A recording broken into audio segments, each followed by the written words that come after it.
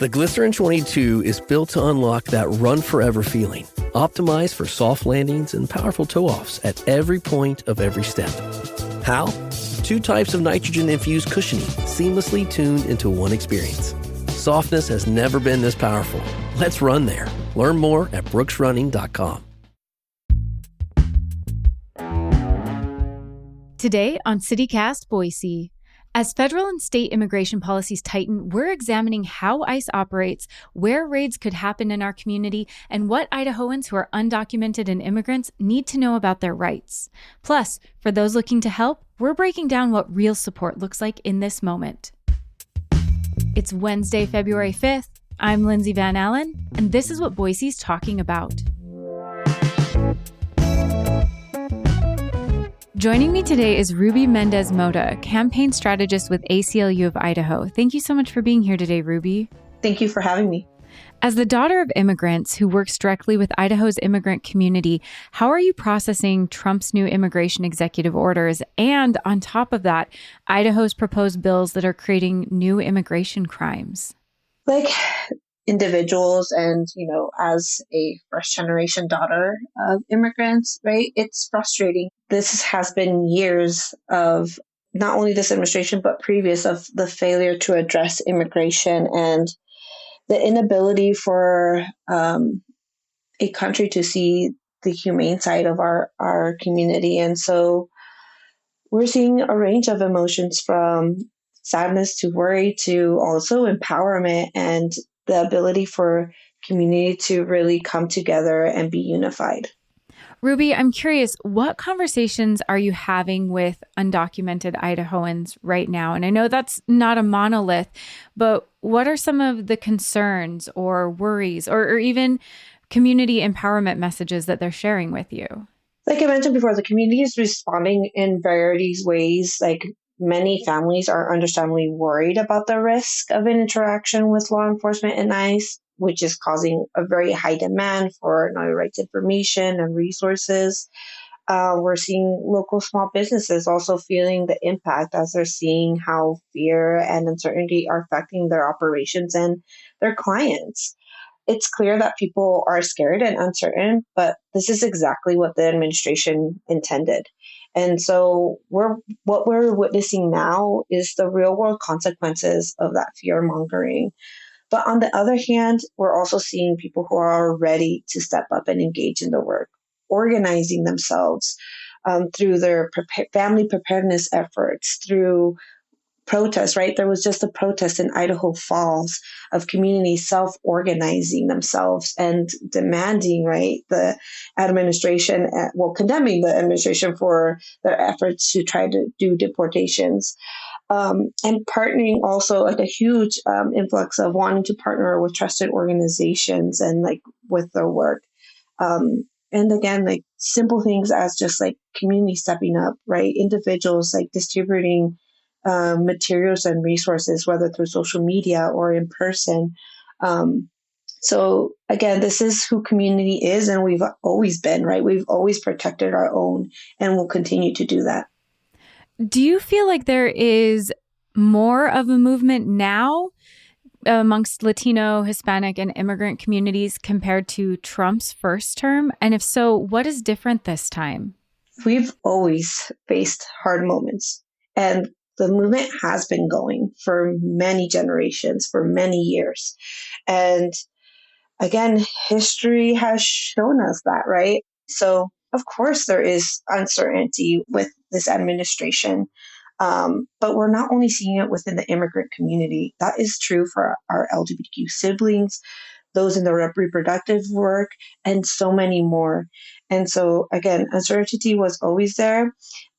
It's no surprise, right, of what was going to happen under this administration. Like the administration has been, very forward on like their intentions and of what they wanted to do. But it was the how the implementation was the biggest question, right? And how would the enforcement happen? And so we're now living through it. And so that's the hardest part of what's going on. It's like living through what we couldn't imagine what it looked like, right? And so having difficult conversations, right, especially for our immigrant community about what do we do if X, Y, Z scenario would happen, right? What would happen if I don't come home? What would happen if I'm at school and I switch up? All these things, right? That those are difficult conversations. They're pretty dramatic too. And it's also something that should not be okay. Like these are not conversations families should be having right now. And so there's these lives, the lives of the individuals that are at stake.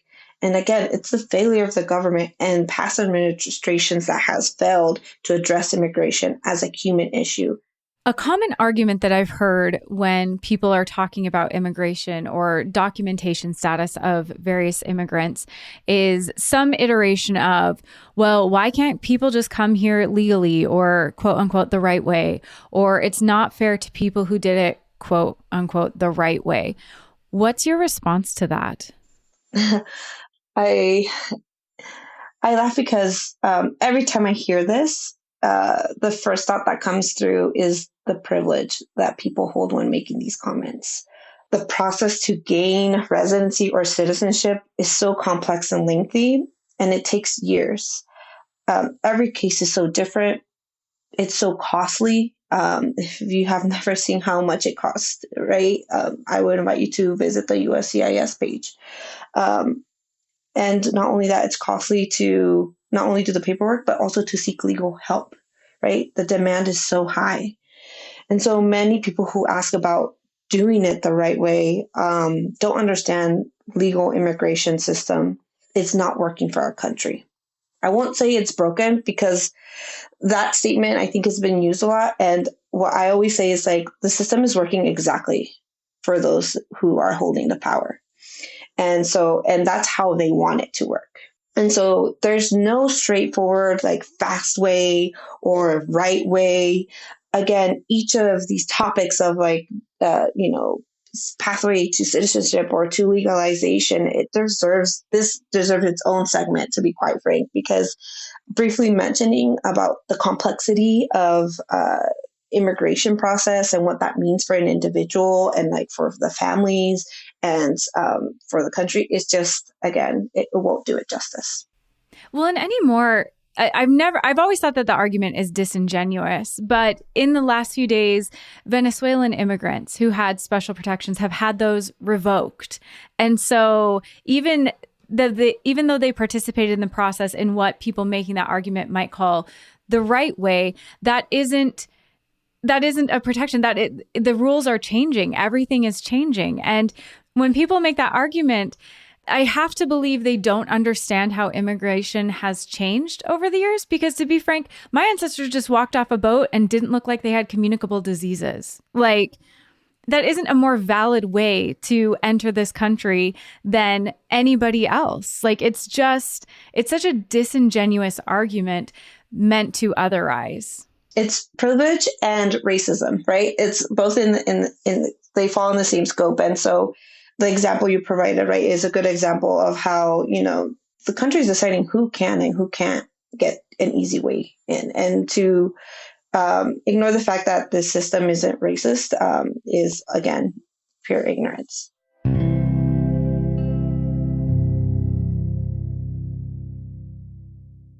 Why are there ridges on Reese's peanut butter cups? Probably so they never slip from her hands. Could you imagine? I'd lose it. Luckily, Reese's thought about that. Wonder what else they think about. Probably chocolate and peanut butter. The PC gave us computing power at home, the internet connected us, and mobile let us do it pretty much anywhere. Now generative AI lets us communicate with technology in our own language using our own senses. But figuring it all out when you're living through it is a totally different story. Welcome to Leading the Shift, a new podcast from Microsoft Azure. I'm your host, Susan Ettlinger. In each episode, leaders will share what they're learning to help you navigate all this change with confidence. Please join us. Listen and subscribe wherever you get your podcasts. Trump has initiated mass deportations. How is Idaho responding? Are state or local agencies assisting or complying with these efforts? Mass deportations. Geez. So in many ways, mass deportations aren't new to our community. This isn't the first time we've seen our neighbors, friends, family members targeted in such a way. I remember, like, for example, when deportations would catch people by surprise, right? La redadas, the raids, right, as they would call them, in like workplaces or even the stores such as like Walmart's, right, in the early 2000s. And that's when, like, for me, I became more aware of what was happening in community. And so at that time, people were marching and were protesting. That was one of the first protests I attended. And it's not any different what's happening from today, right? Again, history is repeating itself. And what's different, I would say now, and maybe because we're now living it through, perhaps those that lived through those raids before will say it was the same. But what I feel now is like the cruelty of it. That the current administration is targeting children in schools, people's in places of worship, and other spaces where people should feel safe and should be safe. And this level of cruelty is so new and really unsettling. And so one of the things that we as an organization, like I mentioned before, is like working with community organizers and others, like to be able to address some of these, right? Because that brings a lot of uncertainty and questions from community. Well, and like you mentioned before, when we're talking about mass deportations, everyone, when I say that, has a picture in their head of what that means or what that looks like. And it's never a mass deportation of Canadians. It's never a mass deportation of people from the UK or the EU who have overstayed their visas. It is a very specific demographic and group that you picture when you think of that. And that's on purpose. That's not an accident. Yeah, exactly. And so racism, privilege, all the things, all the above is very true. And a lot of people don't know that, ICE is not that old, right? ICE was created in 2003, so it's fairly new still. And it has been changing throughout the years of how they work and how they show up in our communities. The ACLU of Idaho has strongly opposed House Bill 11, and this is a proposed bill that would actually create new crimes for undocumented immigrants. So just being in the state undocumented would now be a misdemeanor, and it would give the power to magistrate judges to enforce immigration, which has typically been a federal responsibility. What kind of an impact could this bill have on the immigrant communities in Idaho? House Bill 11 is really just a copycat from Texas, right? It's very unoriginal. It's very, cut and paste of what we're seeing in other states. And our organization as the ACLU is currently litigating, right, those bills in those other states.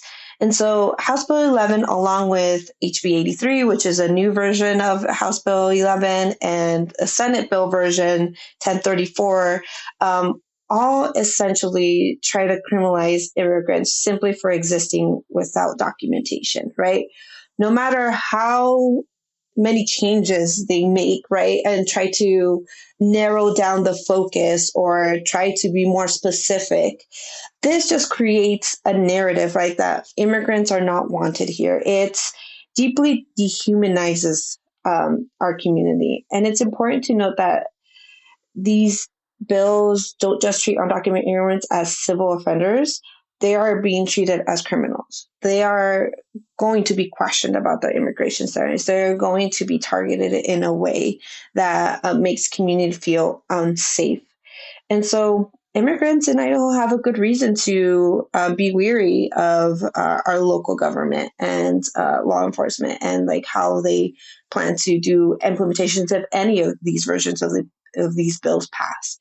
And so, again, we've seen firsthand in other states how our immigrant community has responded to these kinds of measures. And it leads to fear, it leads to separation, and completely harm our communities. Well, and Ruby, Idaho is pretty far from the U.S.-Mexico border. Yet our lawmakers are modeling bills after Texas's controversial SB 4. What does that say about Idaho's political climate towards immigrants? Idaho isn't on the U.S. border. So focusing on immigration here feels like like the textbook political scapegoating. Immigrants aren't the cause of Idaho challenges. It's the politicians who are pushing these divisive measures that are the real problem. And instead of addressing like the real issues, the things that are the constituents really care about, the people that, are voting them for are really care about, they're just creating these false narratives around immigrants just to distract from their own failures of addressing what really matters. And so it's incredibly damaging. It does nothing to move the state forward. And a quote that I always think of from J.J. Saldana is like, the kids of immigrants will always remember how you treated their parents. And that's very true, because a lot of these individuals that are here in Idaho specifically will remember that. Will remember that what this body is trying to do, and will take those to the polls. And so that's something that should be important to note. We've been hearing a lot about ICE raids or potential raids on schools, churches, or hospitals. Are sanctuary cities or these traditionally safe spaces being targeted? Yes. I mean, it's again a tactic, right? For a community to feel unsafe. It's a tactic for people to feel like they're always being watched and they're being targeted. And so again, it's a very cruel way for a community to not feel safe in public.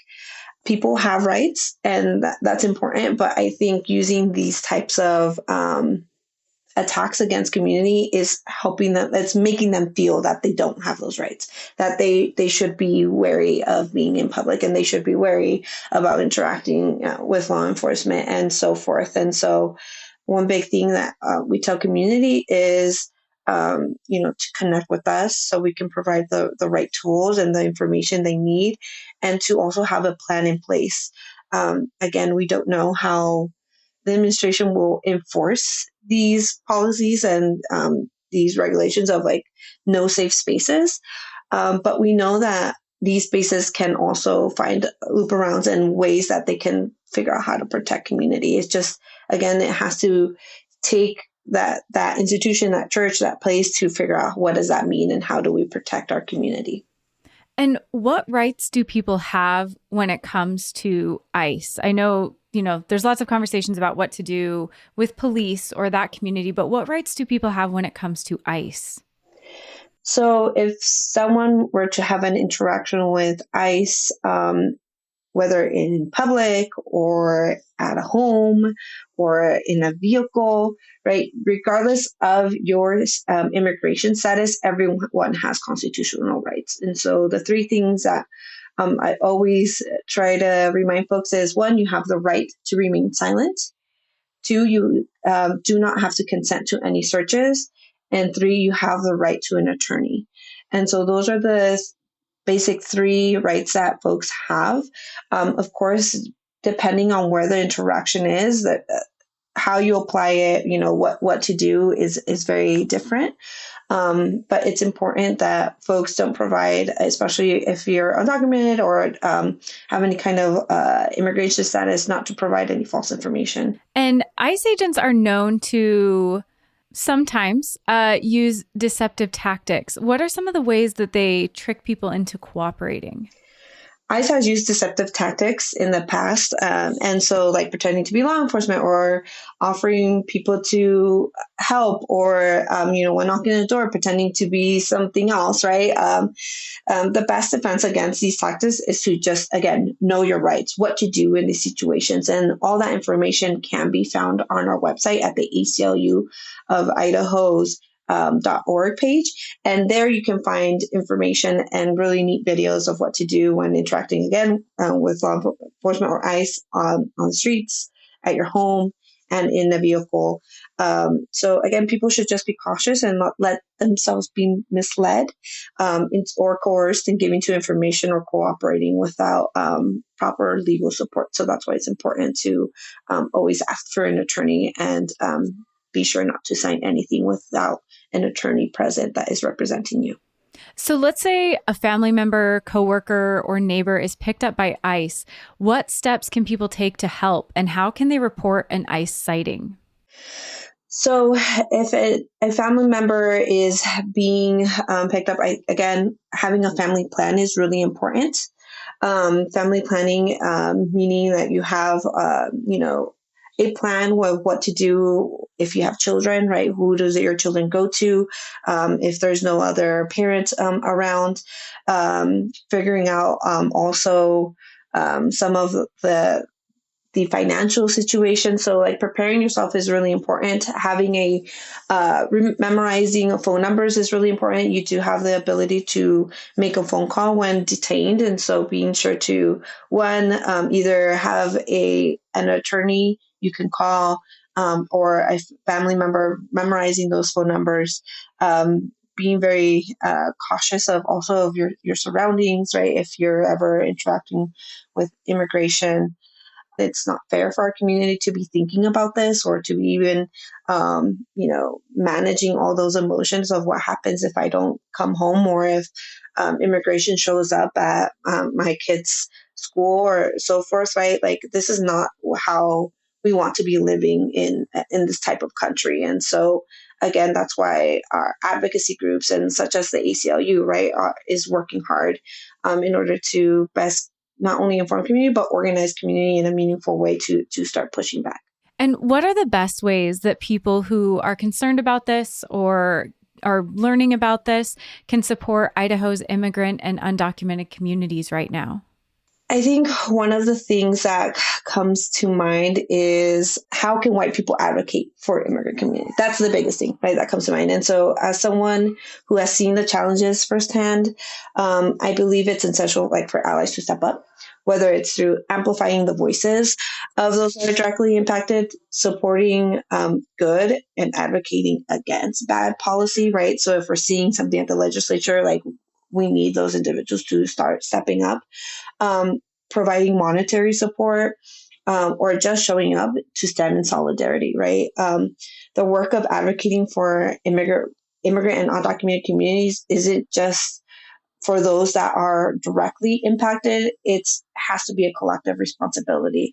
And allies can make a big difference by being active in participating and using their privilege, to be quite frank, to be able to step in these spaces, step in the spaces when you see an interaction with immigration, right? And also to take the time to learn about the experiences of the immigrant community, brown and Black Indigenous individuals, and their stories, right? We're all affected by what's happening in this immigration problem that we're having as a state. Ruby, thank you so much. This, I know, is a very heavy topic and a very complicated topic, and there are a lot of really important discussions that need to happen around it. So I really appreciate you taking the time and joining me today. No, thank you for having me. And I'll leave everyone with a quote, is like, when privilege is when you think something is not a problem because you aren't affected personally. So until you're affected, it becomes your problem. So again, we need a community to step up and support our immigrant community.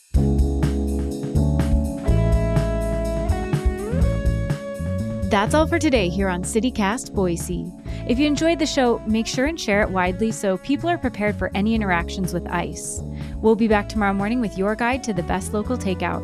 Catch you then.